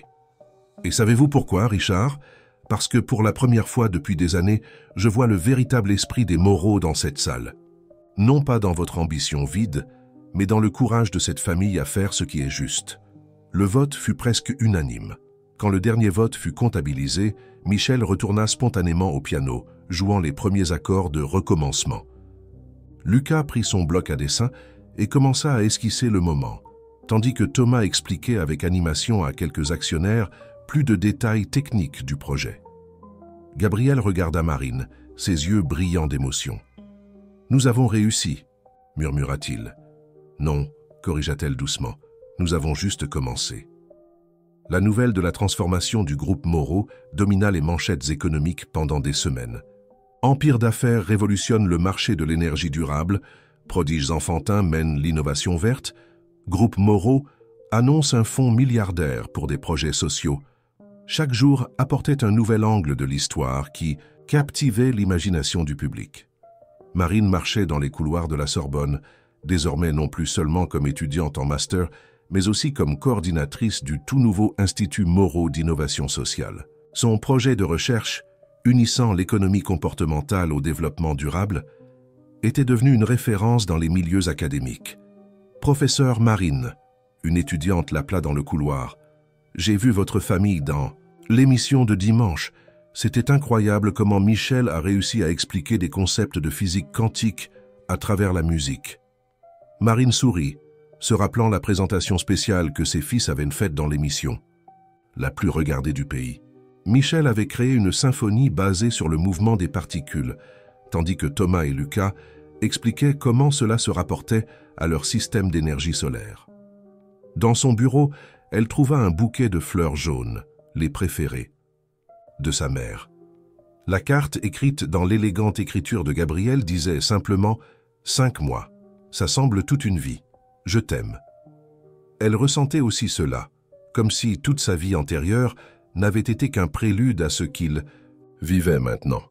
Les difficultés n'avaient pas magiquement disparu, mais elle s'était transformée en marche vers quelque chose de plus grand.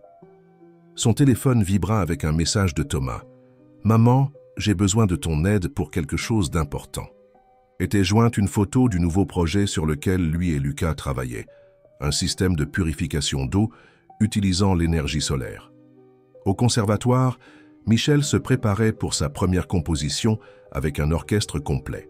Le maestro Victor Petrov, une légende vivante de la musique classique, avait spécialement fait le voyage depuis Vienne pour travailler avec lui. « C'est extraordinaire », commentait le maestro avec Gabriel, qui assistait à la répétition.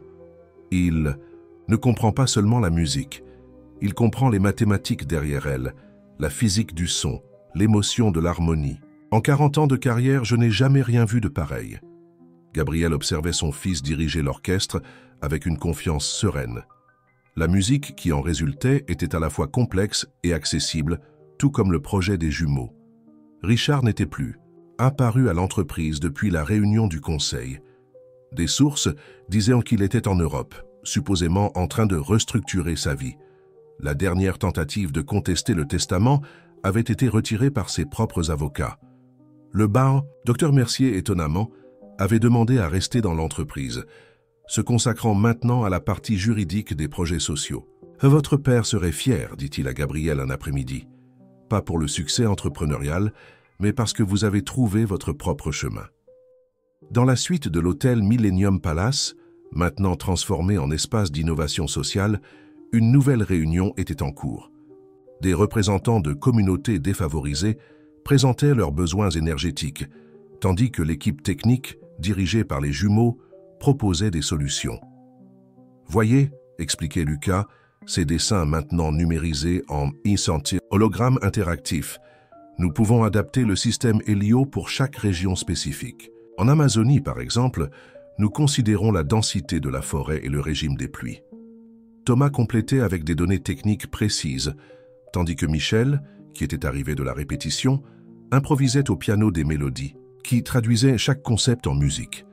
Marine, qui venait d'arriver de l'université, s'arrêta à la porte pour observer la scène. Gabriel s'approcha par derrière, l'enlaçant. « Parfois j'ai encore peur de me réveiller, » murmura-t-elle, « de découvrir que tout ceci est un rêve. »« Si c'est un rêve, » répondit-il, « c'en est un que nous construisons ensemble, et qui ne fait que commencer. » Sur la table de Lucas, un nouveau dessin prenait forme, une représentation artistique de la famille Moreau.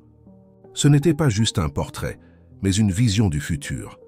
Chaque membre contribuant avec son don unique pour créer quelque chose de plus grand que la somme de ses parties. « Vous savez ce qui est le plus incroyable ?» dit Thomas, s'approchant. Des parents avec une tablette pleine de calculs. Nous avons découvert que quand nous aidons les autres, les nombres croissent d'une façon différente. Ce n'est pas que des mathématiques, c'est quelque chose de plus. C'est l'amour, compléta Lucas sans quitter des yeux son dessin. Grand-père l'a écrit dans la lettre, n'est-ce pas? Qu'un empire sans cœur est une forteresse vide. Michel joua un accord doux au piano. C'est comme dans la musique, dit-il. Les notes seules sont juste des notes, mais quand vous les unissez avec intention et amour, elles se transforment en quelque chose de magique. Gabriel et Marine échangèrent un regard. Leurs enfants, dans leur sagesse innocente, avaient compris quelque chose que beaucoup d'adultes mettent une vie entière à comprendre. Le vrai succès ne se mesure pas en chiffres, mais dans l'impact positif que nous causons dans le monde. L'auditorium de l'Assemblée nationale était comble. Marine, vêtue d'un élégant tailleur bleu marine, ajusta le microphone tout en observant l'auditoire diversifié devant elle. Parlementaires, entrepreneurs, militants sociaux et, à une place spéciale au premier rang, sa famille. « Il y a 1 an, commença-t-elle, sa voix ferme malgré l'émotion. Mes enfants et moi dormions sur un escalier. Aujourd'hui, je suis ici pour parler d'un projet de loi qui peut transformer la vie de milliers de mères travailleuses. » Sur l'écran derrière elle, des chiffres et des graphiques commencèrent à apparaître. Le résultat de sa recherche de master sur l'impact économique de la protection de la maternité dans l'environnement professionnel. « Je ne suis pas ici seulement en tant que chercheuse ou entrepreneur, » poursuivit-elle. « Je suis ici comme quelqu'un qui a vécu dans sa chair les conséquences d'un système qui échoue souvent avec ses femmes et ses enfants. » Gabriel serra la main de Michel, qui regardait sa mère avec des yeux brillants. Les jumeaux, assis à côté prenant des notes sur leurs tablettes. Thomas sur le système d'énergie qui éclairait l'auditorium. Lucas dessinant des motifs qu'il voyait dans la disposition de l'auditoire. Le projet de loi 2547, que j'ai l'honneur de défendre aujourd'hui, ne concerne pas seulement le congé maternité ou la stabilité dans l'emploi, poursuivit Marine. Il s'agit de reconnaître que le progrès d'une société peut être mesuré par la façon dont elle traite ses mères et ses enfants. Dans les derniers rangs, un mouvement attira l'attention. Richard Moreau entrait discrètement, semblant différent des derniers mois, plus mince, moins arrogant. Il croisa le regard de Gabriel et fit un petit signe de tête. Les données sont claires. Marine pointa les graphiques. Les entreprises qui mettent en œuvre des politiques de soutien à la maternité ne retiennent pas seulement les talents, elles prospèrent. Le groupe Moreau en est un exemple vivant. La présentation continua avec des études de cas, incluant la transformation du groupe lui-même. Le nouveau programme de soutien aux employées enceintes et aux mères célibataires était devenu une référence nationale, tout comme le projet pilote de crèche d'entreprise développé en partenariat avec l'Institut Moreau. Mais le véritable impact, Marine fit une pause significative, se trouve dans les histoires humaines derrière les chiffres. Une vidéo commença à être diffusée, montrant différentes femmes racontant leurs expériences. Parmi elles, des employés du groupe Moreau qui avaient bénéficié des nouvelles politiques, dont une jeune ingénieure qui dirigeait maintenant l'implémentation du système Helios dans des communautés défavorisées. « Maman », chuchota Thomas à Lucas. Elle utilise le motif de lumière qu'on a découvert dans le projet. En effet, l'éclairage de l'auditorium avait été spécialement conçu selon les principes développés par les jumeaux, créant un environnement plus accueillant et énergétiquement efficace. Michel s'agita sur sa chaise, ses mains bougeant, comme s'il jouait un piano invisible. Gabriel reconnut le geste. Son fils était en train de composer mentalement, transformant le moment en musique. Pour conclure, Marine regarda directement ses enfants. « J'aimerais partager une leçon que j'ai apprise de 3 petits professeurs. Ils m'ont enseigné que le talent et le potentiel existent partout, sur les escaliers, dans les rues, dans les endroits que nous choisissons souvent de ne pas voir. Notre responsabilité en tant que société est de créer un environnement où ces talents peuvent s'épanouir. » L'ovation fut instantanée et prolongée. Des parlementaires de différents partis se levèrent, démontrant un rare moment d'union autour d'une cause. Dans les coulisses, après la présentation, la famille se réunit dans une étreinte collective. Richard s'approcha avec hésitation. « Marine, » dit-il, sa voix plus douce que d'habitude, « votre présentation était extraordinaire. » Oncle Richard, Thomas courut vers lui surprenant tout le monde. « Tu veux voir le nouveau projet qu'on développe ? C'est sur comment utiliser l'énergie solaire pour purifier l'eau. » L'homme cligna des yeux, décontenancé, par l'accueil chaleureux de l'enfant qu'il avait tenté de séparer de la famille quelques mois auparavant. « J'adorerais, » répondit-il, un sourire authentique apparaissant sur son visage. Gabriel observa la scène avec un mélange de surprise et d'espoir. Marine entrelaça ses doigts aux siens. « Les enfants, » dit-elle doucement, « ils ont ce don de voir le meilleur chez les gens, n'est-ce pas ?»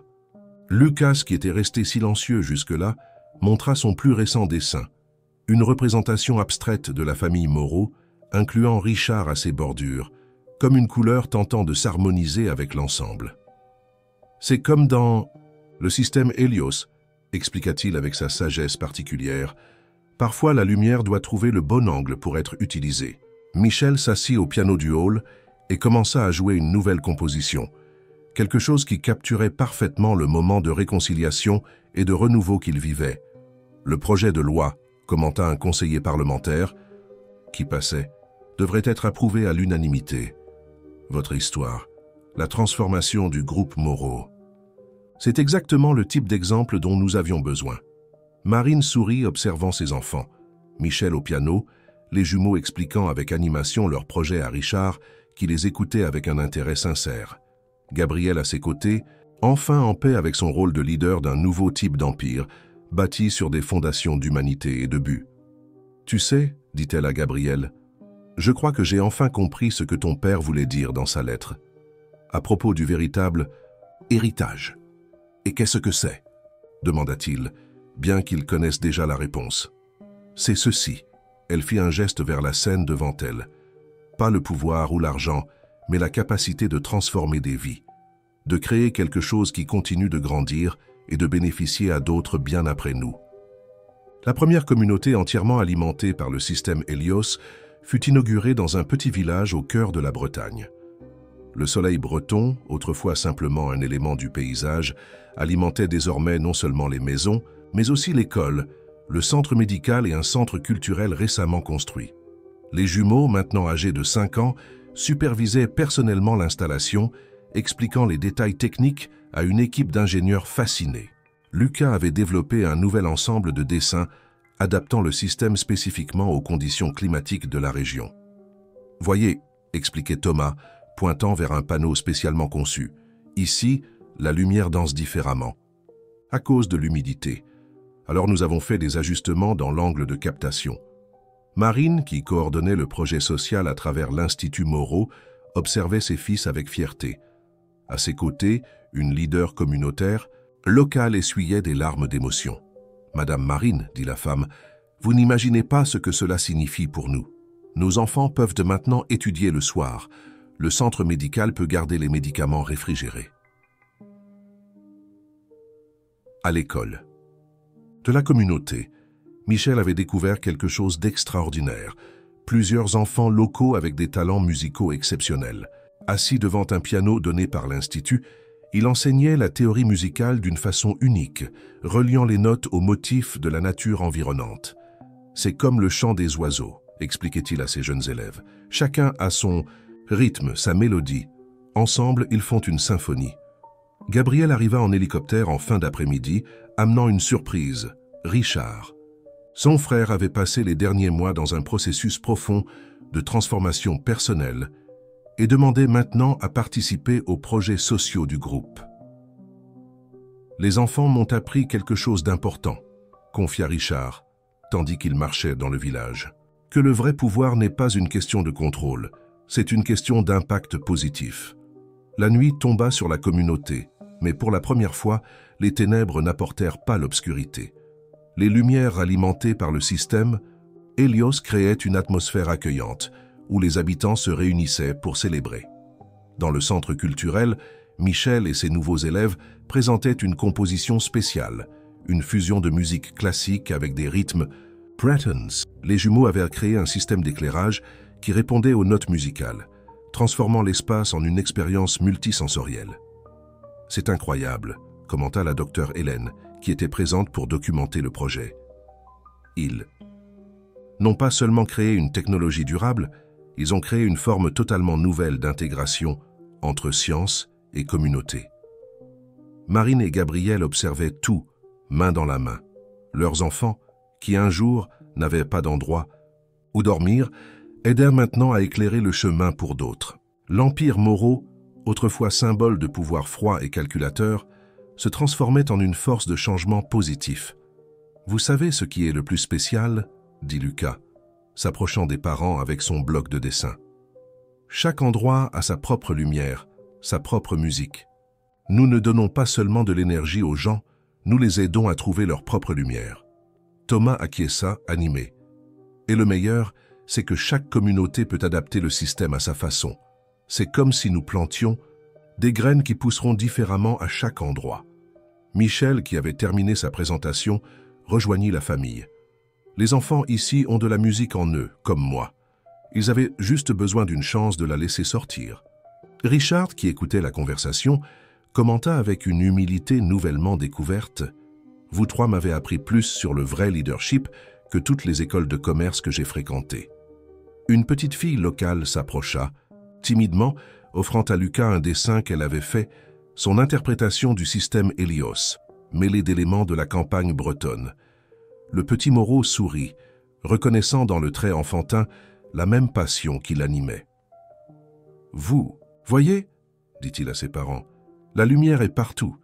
Parfois, nous avons juste besoin d'aider les gens à la voir. » Tandis que la célébration continuait tard dans la nuit, Gabriel enlaça sa famille, pensant à comment la vie prenait des tournants extraordinaires. D'héritier réticent, il s'était transformé en leader d'une révolution silencieuse. d'une famille fragmentée. Ils étaient devenus un exemple de comment le pouvoir peut être utilisé pour le plus grand bien. Marine regarda le ciel étoilé de Bretagne, maintenant complété par la douce illumination du système Hélios. « Nos enfants, dit-elle doucement, ne sont pas juste en train de changer le monde, ils montrent qu'il existe une meilleure façon d'y vivre. » La musique de Michel, mêlée au son de la campagne et au rire des enfants locaux, créait une symphonie d'espoir. Une nouvelle histoire était en train d'être écrite, pas seulement pour la famille Moreau, mais pour tous ceux que leur lumière touchait désormais. Le Forum mondial de l'innovation sociale à Genève n'avait pas l'habitude d'avoir des enfants parmi ses conférenciers, mais ce matin-là, 3 petites silhouettes occupaient la scène principale, provoquant une agitation sans précédent dans l'événement. Michel, Thomas et Lucas Moreau, désormais connus internationalement comme les jeunes transformateurs, présentaient les résultats de la première année du système Hélios. Derrière eux, un écran géant montrait des images de communautés transformées dans différentes parties du monde. « Notre voyage a commencé sur un escalier, » dit Michel, au microphone, sa voix claire et confiante. « Mais nous avons découvert que parfois nous devons descendre quelques marches pour pouvoir monter plus haut. » Thomas prit la relève de la présentation, expliquant les aspects techniques du projet, avec une éloquence qui faisait se pencher les experts présents sur leurs chaises pour mieux l'entendre. Le système Hélios ne concerne pas seulement l'énergie solaire, expliqua-t-il. Il s'agit de trouver la lumière qui existe déjà en chaque lieu et de l'aider à briller plus fort. Lucas, traditionnellement le plus timide des 3, surprit tout le monde par sa participation. Ses dessins, maintenant animés en hologramme tridimensionnel, montraient comment le système s'adaptait à différents environnements et cultures. Chaque communauté a son propre rythme, expliqua-t-il, tandis que les images dansaient dans l'air, comme une musique différente qui doit être écoutée de la bonne façon. Au premier rang, Marine et Gabriel observaient leur fils avec un mélange de fierté et d'émerveillement. À côté d'eux, Richard souriait, totalement transformé par rapport à son ancien moi. Il dirigeait maintenant la division internationale de l'Institut Moreau, coordonnant l'implémentation du système Hélios dans les pays en développement. « C'est incroyable », chuchota une déléguée de l'ONU assise à proximité. « Il ne présente pas seulement une technologie, il montre une nouvelle façon de penser le développement social. » Le point culminant de la présentation vint quand Michel s'assit au piano à queue sur scène. Tandis qu'il jouait une composition originale, Thomas et Lucas démontraient comment la musique se rapportait aux modèles énergétiques du système Hélios. « Voyez, » expliqua Thomas, pointant vers les graphiques qui pulsaient en synchronisation. « Avec la musique, l'efficacité énergétique augmente quand nous suivons les modèles naturels de lumière, tout comme la musique devient plus belle quand nous respectons le rythme naturel des notes. » Une connexion vidéo en direct montrait des communautés du monde entier qui avaient bénéficié du projet. De la Bretagne au Sahel africain, des villages de l'Himalaya aux bidonvilles urbains, le système Hélios s'était adapté à chaque réalité locale, maintenant toujours son essence transformatrice. Mais le plus important, dit Lucas, sa voix, douce portant une sagesse au-delà de ses années, c'est que chaque endroit qui reçoit le système commence à créer ses propres solutions. C'est comme une graine que nous plantons, mais qui pousse d'une façon unique dans chaque jardin. Marine, qui en plus de coordonner l'Institut Moreau, était devenue une voix influente dans les politiques publiques pour le développement social, remarqua des larmes dans les yeux de plusieurs délégués. « Il ne change pas seulement des réalités, » commenta Gabriel tenant sa main. « Il change la façon dont les gens pensent au changement. » Richard, qui avait passé des mois à voyager avec les enfants pour implémenter le projet dans différents pays, ajouta « C'est incroyable comme ils arrivent à voir des possibilités, là où la majorité ne voit que des problèmes. » La présentation se termina par une annonce surprenante. Le système Hélios serait disponible en code source ouvert pour les communautés et organisations sociales du monde entier. Parce que la lumière, expliqua Michel au piano jouant les accords finaux de sa composition, est quelque chose qui devient plus forte quand elle est partagée. Thomas compléta, et quand une personne allume sa propre lumière, elle éclaire le chemin pour d'autres, conclut Lucas. L'ovation qui suivit fut assourdissante. Des délégués de différents pays se levèrent, beaucoup essuyant des larmes. Sur l'écran géant, Les communautés connectées en direct célébraient également, créant une vague globale d'émotions. Dans les coulisses, après la présentation, la famille se réunit dans une étreinte collective. Marine regarda ses fils, non plus les enfants effrayés de l'escalier, mais de jeunes leaders qui maintenaient leur innocence et leur pureté malgré la reconnaissance mondiale. « Vous savez ce qui est le plus cool ?» dit Thomas, ses yeux brillants d'excitation. « Chaque endroit que nous visitons nous apprend quelque chose de nouveau sur le système. C'est comme s'il était vivant, grandissant avec chaque nouvelle expérience. » Comme la musique, ajouta Michel. Chaque personne qui joue y ajoute quelque chose de soi, rend la mélodie plus riche. Lucas montra son dessin le plus récent, une représentation du monde où des points de lumière se connectaient, formant un réseau brillant de possibilités.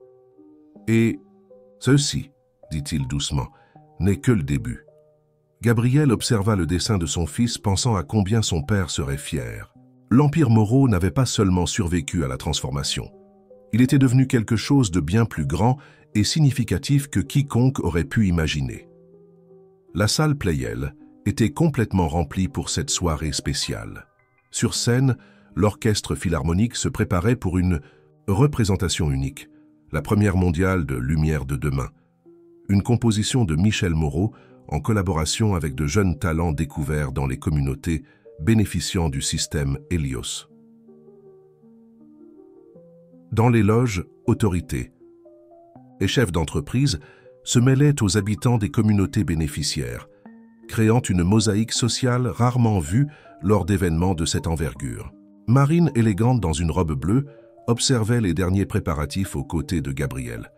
« J'ai l'impression que c'était hier, dit-elle, la voix nouée par l'émotion, qu'il jouait sur un piano imaginaire pendant que nous dormions, sur un escalier. » Thomas et Lucas occupèrent des places spéciales près de la scène.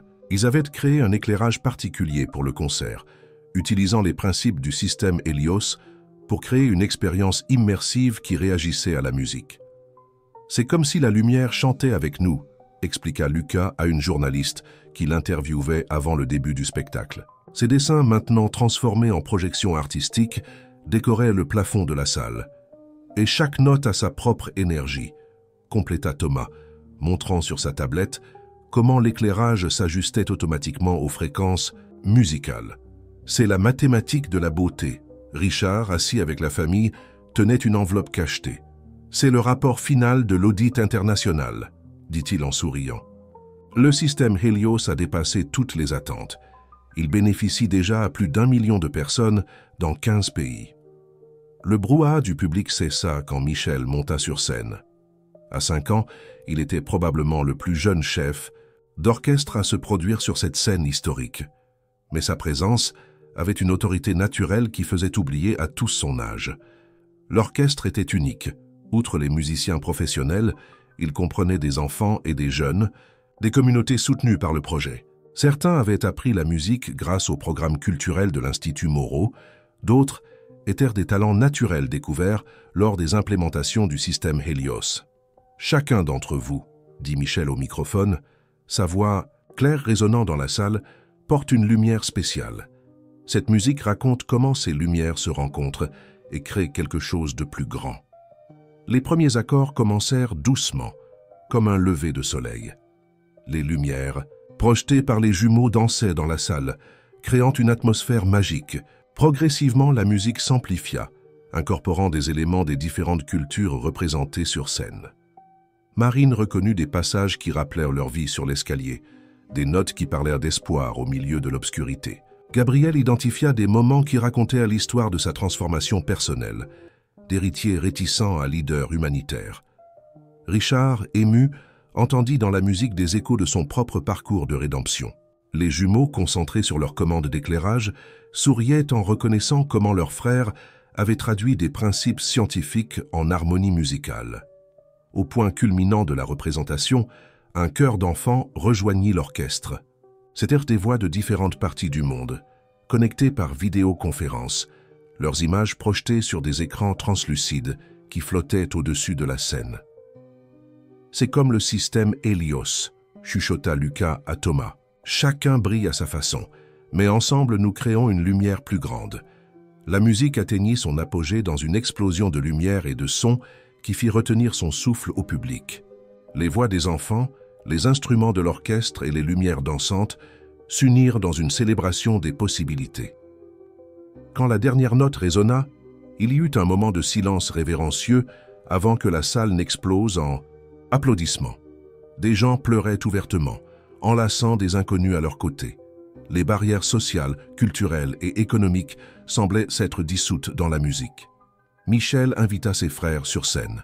Les trois petits Moreau, main dans la main, représentaient plus qu'une histoire de résilience familiale. Ils symbolisaient comment le talent et l'opportunité, nourris par l'amour et un but, peuvent transformer le monde. Marine et Gabriel montèrent sur scène pour embrasser leur fils. Richard les rejoignit, complétant le tableau d'une famille qui avait appris que le véritable pouvoir réside dans la capacité d'éclairer le chemin pour les autres. « Vous savez, » dit Michel, au public qui continuait d'applaudir, « cette musique n'est pas seulement la nôtre. Elle appartient à tous ceux qui croient qu'ils peuvent faire une différence dans le monde. » Thomas ajouta, « Comme le soleil qui ne fait pas payer pour briller. » Et Lucas, avec sa simplicité profonde, conclut, « Et plus les gens brillent, ensemble, plus nous avons de lumière pour éclairer de nouveaux chemins. » Complétèrent-ils à l'unisson. Dans le public, une dame âgée commenta à sa voisine, « Ces garçons ne font pas simplement de la musique ou de la technologie. Ils nous rappellent ce que nous pouvons être quand nous choisissons de voir la lumière les uns dans les autres. » La soirée se termina par un rappel spécial. Michel invita des enfants du public à le rejoindre au piano, créant une mélodie spontanée qui célébrait le moment. Les lumières projetées par les jumeaux transformèrent l'austère salle Pleyel en un kaléidoscope de possibilités où chaque personne présente pouvait se voir comme partie de quelque chose de plus grand. L'ancien bureau d'Auguste Moreau avait été complètement transformé. Les murs austères exhibaient maintenant un mélange curieux de photographies anciennes de la famille avec les dessins colorés de Lucas. Le piano de Michel occupait un coin stratégique, tandis qu'une table de projet spécialement conçue pour les jumeaux dominait un autre espace. Gabriel était assis dans le vieux fauteuil de son père, mais sa posture était différente, détendue, en paix. Sur son bureau, un reportage spécial du Figaro mettait en avant le groupe Moreau comme exemple de transformation entrepreneuriale du siècle. Comment une famille a réinventé le sens du pouvoir d'entreprise. « Papa », la voix de Thomas le tira de ses pensées. « Regarde ce qu'on a découvert. » Les jumeaux entrèrent en courant dans le bureau suivis par Michel et Marine. Lucas portait un nouveau jeu de dessin, tandis que Thomas manipulait une projection holographique sur sa tablette. « Nous avons réussi à adapter le système Helios pour les zones urbaines surpeuplées, » expliqua Thomas, ses yeux brillants d'enthousiasme. En utilisant les structures mêmes des bâtiments comme collecteurs d'énergie, Lucas étendit ses dessins sur le bureau. « C'est comme une toile de lumière, » expliqua-t-il. Chaque bâtiment devient partie d'un réseau plus grand. Michel, qui s'était assis au piano dans le coin du bureau, commença à jouer doucement une mélodie qui semblait traduire le concept en musique. « Les villes ont leur propre symphonie de lumière », commenta-t-il. Marine sourit, ajustant quelques papiers dans ses mains. Et le timing ne pourrait pas être meilleur. Le Sénat vient d'approuver la loi d'incitation à l'énergie sociale. Toutes les grandes constructions urbaines devront inclure des systèmes d'énergie renouvelables avec des bénéfices communautaires. La loi que tu as aidé à créer, Gabriel attira Marine près de lui, fier. Son master s'était transformé en doctorat et son travail à l'Institut Moreau révolutionnait les politiques publiques dans tout le pays. L'interphone sonna. C'était Richard, accompagné d'une surprise. Édouard Vaillant, l'ancien conseiller qui avait remis la lettre d'Auguste Moreau. « J'ai pensé que vous aimeriez voir ceci, » dit Édouard, sortant une enveloppe jaunie de sa serviette. « Je l'ai trouvée dans les archives personnelles de votre père. C'est une suite à la lettre, écrite le jour où il a découvert les talents spéciaux des enfants. » Gabriel prit l'enveloppe d'une main tremblante. L'écriture forte de son père ne remplissait qu'une demi-page. « Mon fils, si tu lis ceci, cela signifie que mes prévisions se sont confirmées. Tes enfants ne sont pas seulement tes héritiers. Ils sont les catalyseurs d'une transformation dont j'ai toujours su que notre famille avait besoin. » Quand j'ai appris la grossesse de Marine, j'ai enquêté sur son passé. son intelligence extraordinaire, sa vision humaine des affaires. J'ai su que ces enfants seraient spéciaux. C'est pour cela que j'ai créé la clause du testament. Non pour te tester, mais pour garantir que l'empire Moreau se transformerait en quelque chose de plus grand que des chiffres et du pouvoir. Le véritable héritage n'est pas dans les bâtiments que nous construisons, mais dans les vies que nous transformons. Tes enfants l'ont compris instinctivement, d'une façon que j'ai mis toute une vie à comprendre. Maintenant, voyant ce que vous avez construit ensemble, je sais que le nom Moreau signifie enfin quelque chose au-delà du pouvoir. Il signifie lumière, avec amour et fierté, ton père. Le silence qui suivit fut rompu par Michel, qui commença à jouer une variation douce de recommencement, la musique qui avait marqué le début de leur parcours public. Alors grand-père savait, demanda Thomas, impressionné. À propos de nous, du système Hélios, de tout? Pas exactement, répondit Richard, qui s'était transformé en un oncle aimant et présent. Mais il savait que quelque chose de spécial se produirait quand des talents uniques seraient nourris avec amour et un but. Lucas, qui avait été absorbé par ses dessins, leva la tête. « C'est comme le système Hélios, dit-il avec sa sagesse caractéristique. Parfois, la lumière est déjà là. Nous avons juste besoin de créer le bon environnement pour qu'elle brille. » Marine enlaça, ses fils se souvenant de l'escalier où tout avait commencé, et dire que j'avais peur d'accepter de l'aide, dit-elle doucement. « Parfois, répondit Gabriel se joignant à l'étreinte, nous devons accepter la lumière des autres pour découvrir que nous pouvons aussi briller. » Édouard observait la scène, les yeux embués. En 50 ans de travail avec les Moreau, il n'avait jamais vu l'Empire aussi vivant, aussi rempli de sens. Michel commença à jouer une nouvelle mélodie, quelque chose qui semblait combiner des éléments de recommencement avec les modèles rythmiques du système Hélios. Les jumeaux reconnurent immédiatement les mathématiques derrière les notes, leurs esprits brillants convertissant déjà la musique en lumière. « Tu sais ce qui était le plus incroyable ?» dit Thomas, ses yeux brillants. « Chaque personne que le système Hélios aide devient une nouvelle source de lumière, comme une réaction en chaîne de bonté, » compléta Lucas, ajoutant de nouveaux éléments à son dessin. Gabriel regarda le portrait de son père sur le mur. Le visage austère semblait maintenant sourire subtilement, comme s'il approuvait la nouvelle direction que sa famille avait prise. « Le vrai pouvoir, dit-il, enlaçant sa famille, n'est pas de contrôler la lumière. C'est de l'aider à se répandre, complétèrent-ils tous ensemble, leur voix se mêlant comme une harmonie parfaite dans la musique que Michel continuait à jouer. Le soleil se couchait sur Paris, peignant le ciel de teintes orangées et roses qui semblaient dialoguer avec les lumières du système Hélios qui ponctuait maintenant la ville. Du haut de la terrasse de l'Institut Moreau, la famille observait la métropole se transformer graduellement en une mosaïque de points lumineux. « Chaque lumière a une histoire », dit Michel, assis au piano où il composait habituellement ses symphonies d'espoir. À 6 ans, il était déjà reconnu internationalement non seulement comme un prodige musical, mais comme un jeune qui utilisait la musique pour transformer des réalités. Thomas et Lucas, maintenant âgés de 5 ans et demi, venaient de rentrer d'une conférence mondiale sur l'énergie durable, où ils avaient présenté la plus récente évolution du système Hélios. Le projet qui avait commencé dans leur chambre s'était transformé en un mouvement mondial de démocratisation de l'énergie propre. « Regardez », pointa Thomas vers un ensemble spécifique de lumière dans la banlieue. C'est la première communauté qui a implémenté le système autogéré. Ils produisent déjà assez d'énergie pour alimenter 3 quartiers voisins. Lucas, avec son carnet de dessins inséparables, traçait des motifs qui connectaient les points de lumière. « C'est comme une constellation terrestre », observa-t-il. « Chaque point connecté à d'autres, créant quelque chose de plus grand. » Marine, qui venait de soutenir son doctorat avec distinction, enlaça Gabriel par derrière. Son travail sur l'impact socio-économique du système Hélios était devenu une référence mondiale en développement durable. « Tu penses à combien nous avons changé ?» demanda-t-elle, remarquant le regard contemplatif de son mari. « Je pense à combien nous avons grandi, » répondit-il en souriant. « Nous tous. » Richard les rejoignit sur la terrasse portant un dossier de rapport. « Vous ne croirez pas les chiffres du dernier trimestre, dit-il. » Mais son enthousiasme n'était pas pour les profits. C'était pour le nombre de vies impactées par le projet. 10 millions de personnes dans 30 pays, lut-il.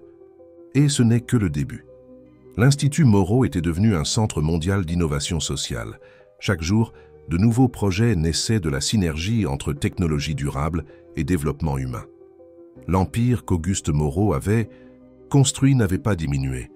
Il s'était transformé en quelque chose de bien plus grand que l'argent ou le pouvoir. « Vous savez ce qui est le plus cool ?» dit Michel, ses doigts dansant doucement sur les touches du piano. « Chaque endroit a sa propre musique maintenant. Les communautés ne sont plus seulement réceptrices de lumière, elles en sont créatrices. » Thomas acquiesça avec animation, comme ce groupe de jeunes inventeurs dans le quartier de la Goutte d'Or. Ils ont pris notre système et créé une adaptation incroyable pour exploiter l'eau de pluie. Et les artisans du Nord, compléta Lucas, montrant un nouveau dessin. Ils ont transformé les panneaux solaires en œuvres d'art, tout en conservant leur efficacité. Marine sourit, se souvenant de l'escalier où tout avait commencé. Je me demande encore parfois, et si tu n'avais pas regardé par la fenêtre cette nuit-là, Gabriel? J'aurais toujours fini par regarder, répondit-il avec certitude. Peut-être pas cette nuit-là, mais à un moment donné. Certaines lumières sont trop fortes pour être ignorées. Le son doux du piano de Michel remplit l'atmosphère tandis que la nuit tombait complètement sur la ville. Sa nouvelle composition, Lumière infinie, capturait parfaitement le moment, une mélodie qui parlait de transformation, d'espoir et du pouvoir de l'amour pour éclairer des chemins. « C'est incroyable, observa Richard, comment 3 enfants nous ont enseigné le véritable sens de l'héritage. Ce n'est pas juste nous 3, corrigea Thomas avec sagesse. C'est chaque personne qui croit qu'elle peut faire une différence. Lucas leva son dernier dessin, une représentation artistique de la famille Moreau qui s'étendait en ondes de lumière, connectant à d'autres familles, d'autres histoires, d'autres rêves. La vraie lumière, dit-il doucement, est celle que nous allumons les uns dans les autres. Michel joua les accords finaux de sa musique qui semblait danser avec les lumières de la ville. Le système Hélios, répondant à la mélodie, créa un spectacle de couleurs dans le ciel nocturne. Gabriel regarda sa famille, Marine, les garçons, Richard, et ressentit une certitude profonde. L'empire que son père avait construit n'avait pas disparu. Il avait évolué vers quelque chose de bien plus précieux, un phare d'espoir et de transformation. Et celle-ci, dit-il,